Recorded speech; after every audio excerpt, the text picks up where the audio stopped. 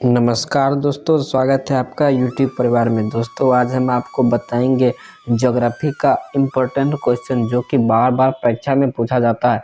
अगर इस वीडियो को आप लोग कंटिन्यू कर लेते हैं तो आपको लगभग हर एक परीक्षा में 5 से 6 मार्क्स से ज़्यादा की गारंटी हम लेते हैं, क्योंकि इस वीडियो को देखने के बाद सौरमंडल से संबंधित आपको सभी भी क्वेश्चन आ जाएगा। और इस वीडियो में हम आपको 30 VVI क्वेश्चन पर डिस्कस करेंगे जो कि हर एग्ज़ाम के लिए बेनिफिशियल है। तो दोस्तों आप लोग वीडियो के अंत में बताना कि आप लोग को 30 क्वेश्चन में से कितना क्वेश्चन सही हुआ। तो चलिए बढ़ते हैं सिंपल क्वेश्चन की तरफ। देखिए प्रश्न संख्या 1 में कहा गया, सूर्य से बढ़ती दूरी के अनुसार ग्रहों का निम्न में से कौन सा क्रम सही है। देखिए इस क्वेश्चन में कहा गया, सूर्य से बढ़ती दूरी के अनुसार ग्रहों का निम्न में से कौन सा क्रम सही है। इसका राइट आंसर हो जाएगा ए, क्योंकि बुध के बाद शुक्र है और पृथ्वी है, उसके बाद मंगल ग्रह, इसलिए राइट आंसर एक का ए हो जाएगा। तो चलिए बढ़ते हैं नेक्स्ट क्वेश्चन की तरफ। देखिए अगले क्वेश्चन की ओर देखते हैं। देखिए क्वेश्चन नंबर 2 में कहा गया है, पृथ्वी से बढ़ती दूरी के अनुसार ग्रहों का निम्न में से कौन सा क्रम सही है। दोस्तों इस क्वेश्चन में कहा गया, पृथ्वी से बढ़ती दूरी के अनुसार ग्रहों का निम्न में से कौन सा क्रम सही है। इसका राइट आंसर हो जाएगा बी। देखिए पृथ्वी के अनुसार शुक्र होगा, मंगल होगा, बुध होगा और बृहस्पति होगा, इसलिए इसका राइट आंसर बी हो जाएगा। 2 का बी हो जाएगा राइट आंसर। तो चलिए बढ़ते हैं नेक्स्ट क्वेश्चन की तरफ।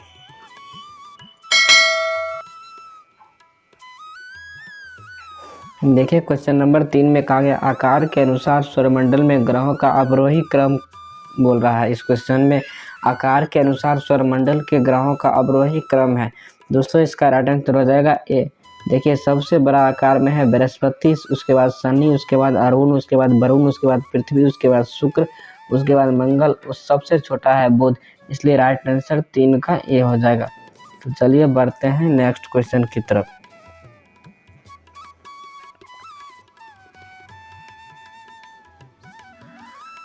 देखिए क्वेश्चन नंबर 4 में कहा गया, निम्नलिखित में से कौन सा सौरमंडल का भाग नहीं है। दोस्तों इस क्वेश्चन में कहा गया है, सौरमंडल का निम्नलिखित में से कौन सा भाग नहीं है। दोस्तों इस क्वेश्चन में कहा गया, सौरमंडल का कौन सा भाग नहीं है। इसका राइट आंसर हो जाएगा 4 का डी हो जाएगा, निहारिका। देखिए निम्नलिखित में से कौन सौरमंडल का भाग नहीं है, तो इसका राइट आंसर निहारिका है, क्योंकि क्षुद्र ग्रह भी भाग है और धूमकेतु भी भाग है, ग्रह भी भाग है, लेकिन निहारिका कोई भाग नहीं है, इसलिए 4 का राइट आंसर डी हो जाएगा। चलिए आगे बढ़ते हैं अगले क्वेश्चन की तरफ। देखिए क्वेश्चन नंबर 5 में कहा गया, सौर प्रणाली का खोज किसने की थी। दोस्तों इस क्वेश्चन में कहा गया, सौर प्रणाली की खोज किसने की थी। दोस्तों इस क्वेश्चन में कहा गया, सौर प्रणाली की खोज किसने की थी। देखिए सौर जो प्रणाली की जो खोज की थी वह कोपरनिकस ने की थी, कोपरनिकस ने। 5 का राइट आंसर सी हो जाएगा, जो कि SSC एग्जाम 2013 में पूछा गया।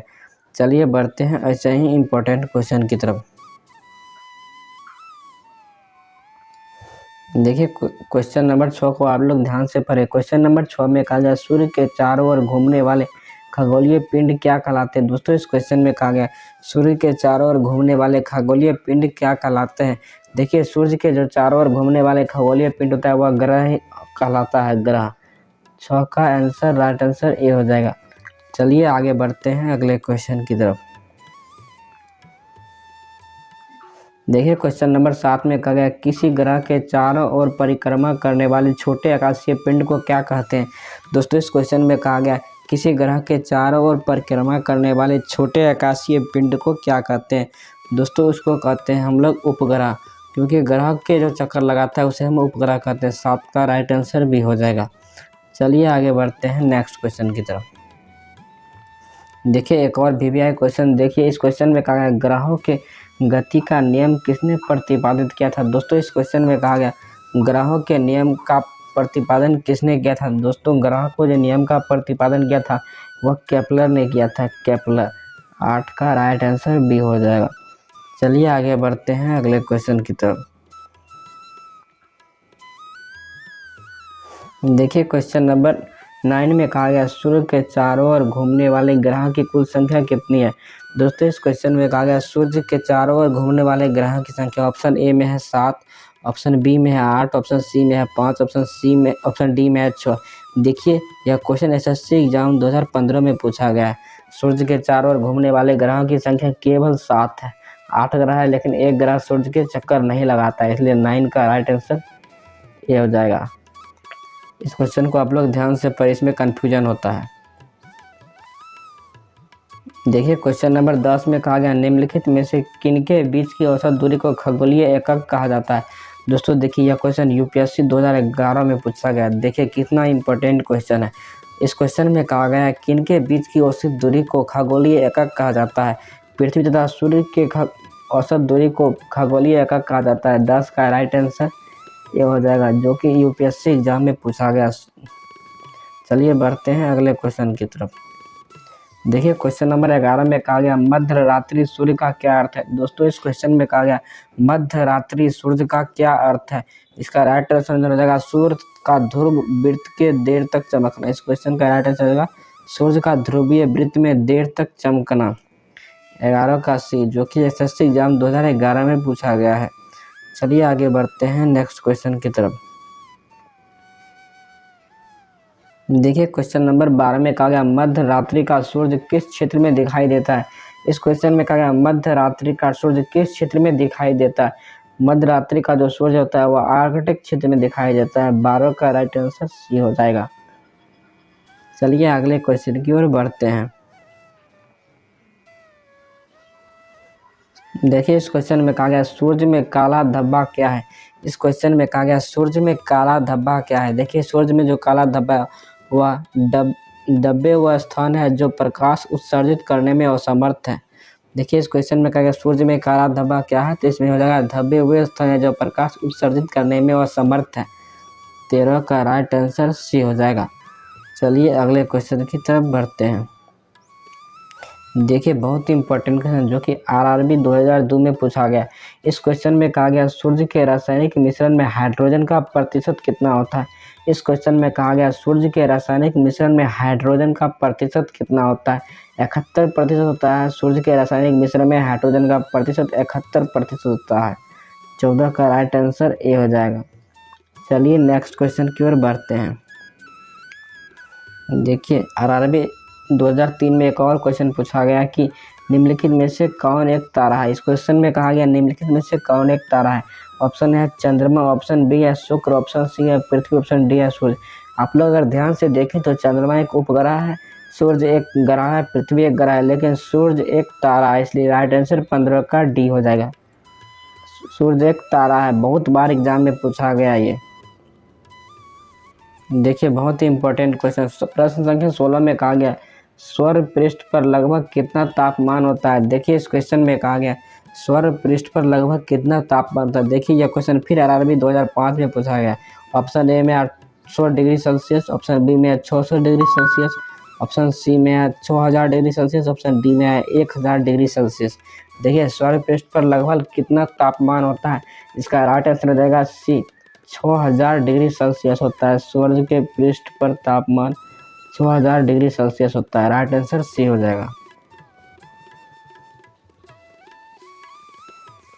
देखिए क्वेश्चन नंबर 17 में कहा गया सूर्य की सतह पर हाइड्रोजन के अलावा दूसरा कौन सा तत्व बहुयात में पाया जाता है। देखिए इस क्वेश्चन में कहा गया सूर्य की सतह पर हाइड्रोजन के अलावा दूसरा कौन सा तत्व बहुयात में पाया जाता है। देखिए इसका राइट आंसर हो जाएगा हीलियम।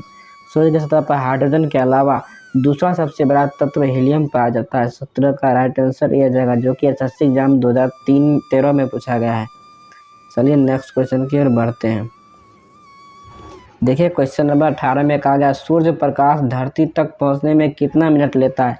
इस क्वेश्चन में कहा गया सूर्य प्रकाश धरती पर पहुंचने में कितना मिनट लेता है। ऑप्शन है 8.3 मिनट, ऑप्शन बी है 7.3 मिनट, ऑप्शन सी में है 9.4 मिनट, ऑप्शन डी है 10 मिनट। देखिए आरआरबी 2004 में पूछा गया है। देखिए सूर्य प्रकाश जो धरती पर पहुंचने में समय लेता है वो 8.3 मिनट लेता है। 18 का राइट आंसर ए हो जाएगा। चलिए बढ़ते हैं नेक्स्ट क्वेश्चन की तरफ।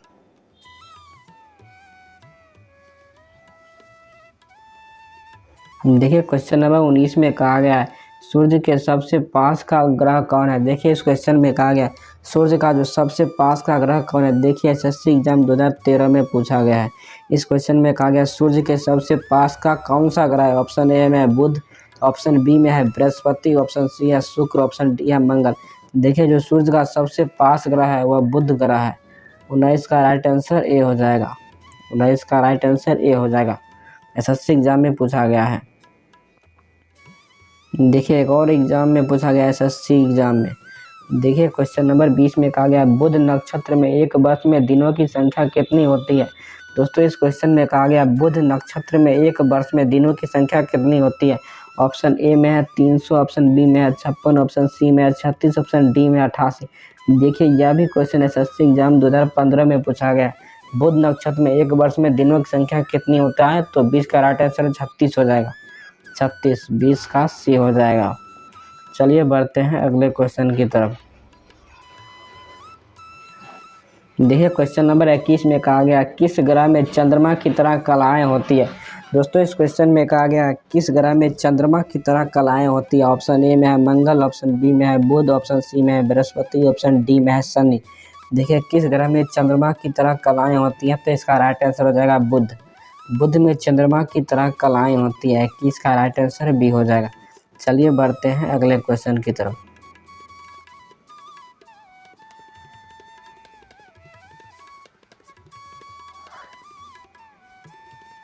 देखिए क्वेश्चन नंबर 22 में कहा गया निम्नलिखित में से कौन सा ग्रह के चारों ओर घूमने वाले उपग्रह नहीं है। दोस्तों इस क्वेश्चन में कहा गया निम्नलिखित में से कौन सा ग्रह के चारों ओर घूमने वाले उपग्रह नहीं है। ऑप्शन ए है मंगल तथा शुक्र, ऑप्शन बी में बुध तथा शुक्र, ऑप्शन सी में मंगल तथा बुध, ऑप्शन डी में है वरुण तथा प्लेटो। देखिए एग्जाम में एसएससी 2013 में पूछा गया। देखिए इसका राइट आंसर हो जाएगा डी, क्योंकि प्लेटो अब ग्रह नहीं रहा जो कि ग्रह के चारों ओर परिक्रमा नहीं करता है। 22 का डी आंसर हो जाएगा। सब परिक्रमा करता है लेकिन वरुण तथा प्लेटो नहीं करता है। देखिए एक और पीवीआर क्वेश्चन जो कि यूपी पीसीएस में पूछा गया है 2002 में।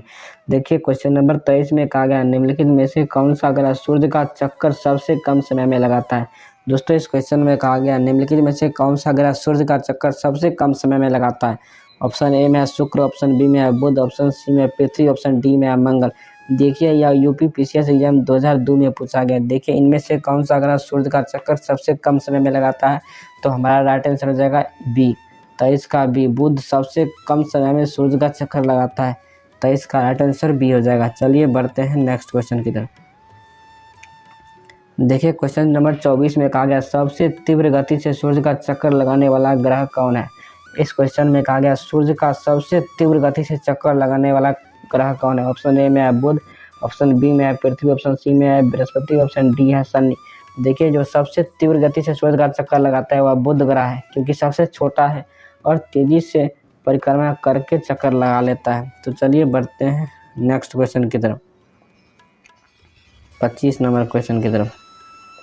देखिए क्वेश्चन नंबर 25 में कहा गया निम्नलिखित में से किस ग्रह को परिभ्रमण गति सबसे अधिक होती है। दोस्तों इस क्वेश्चन में कहा गया निम्नलिखित में से किस ग्रह की परिभ्रमण गति सबसे अधिक होती है। ऑप्शन ए में है बुध, ऑप्शन बी में है शुक्र, ऑप्शन सी में है मंगल, ऑप्शन डी में है बृहस्पति। इसका राइट आंसर हो जाएगा बुध। बुध का परिभ्रमण गति सबसे अधिक होता है। 25 का राइट आंसर ए हो जाएगा। दोस्तों इस वीडियो में हमने 25 वीवीआई क्वेश्चन पर डिस्कस किए थे। यदि वीडियो पसंद आया तो इस वीडियो को लाइक कीजिएगा, सब्सक्राइब कीजिएगा। मिलते हैं नेक्स्ट वीडियो में। उससे पहले आप लोग अपना आंसर ज़रूर बताना कि आपको 25 क्वेश्चन में से कितना क्वेश्चन सही हुआ। मिलते हैं नेक्स्ट वीडियो में। अपना ख्याल रखना और पढ़ाई करते रहना।